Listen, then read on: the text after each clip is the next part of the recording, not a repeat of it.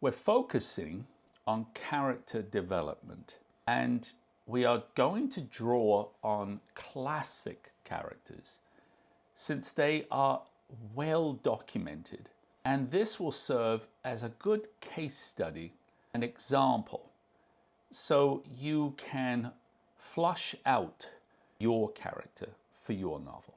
Today, we're going to talk about Jane Austen, born in 1775, died in 1817, English novelist with keen social commentary and timeless works such as Pride and Prejudice, Sense and Sensibility, and Emma, to name a few.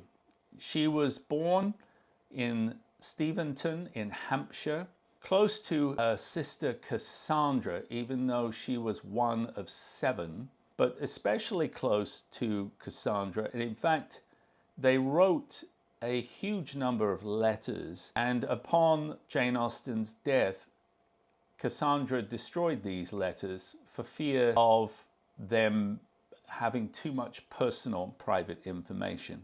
Austen never married, despite receiving at least one known marriage proposal. She had a brief romance with a young Irishman named Tom Lefroy, but his family disapproved and he was sent away, ending their relationship.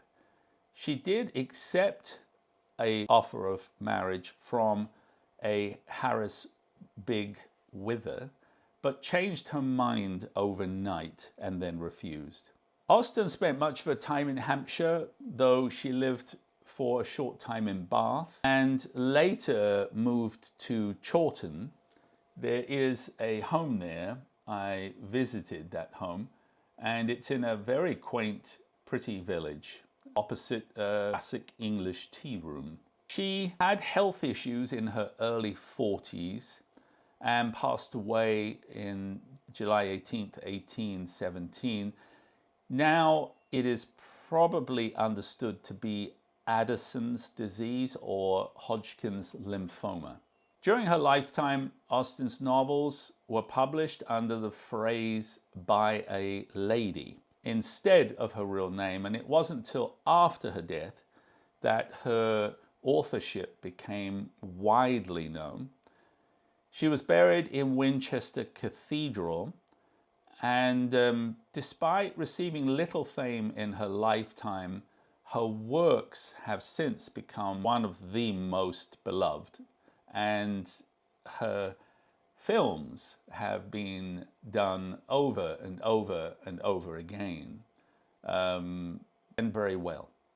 She enjoyed dancing and socializing. She attended many balls at that time and is dominant in her novels. Her father tried to get Pride and Prejudice published several years before she managed to get it published.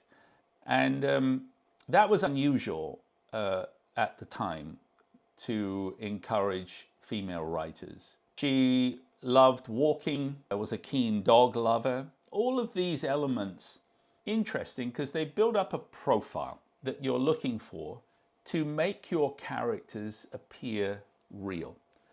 So female characters, you focus on depth, personality, individuality, and avoid the stereotypes.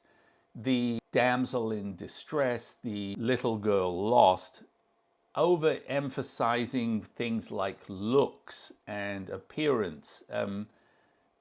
This is necessary when it is a dominant part of the character, and that's okay, but try to contrast with other elements. Give them agency. Make sure they drive the story rather than just reacting to male characters. Many people mask their behavior. And the Oscar Wilde quote is, "A mask is more revealing than a face, for that which hides also reveals." And as the author, this is what you are doing. You are portraying the character the way people act. Consider the relationships very thoughtfully.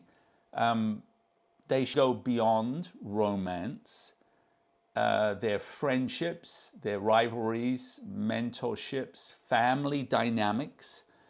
She should have, again, strengths, but flaws, vices and virtues. And that makes them real, and that makes the novel engaging. Should address maybe quotes and why I like them. Sometimes a large amount of time is spent observing, and from that they extract a statement, a philosophy, a point of view which encapsulates all of those observations and runs as a general view. And this wisdom from them is sometimes very helpful because it lets us see the essence. This quote from Emma, "There is no charm equal to tenderness of heart. The more I know the world, the more I am convinced that I shall never see a man who I can really love. I require so much." Interesting one, because here we have life, or fiction rather, imitating life, right? I do not want people to be agreeable, as it saves me the trouble of liking them a great deal. I hope this has been helpful today. Thank you very much for watching. Otherwise, bye for now.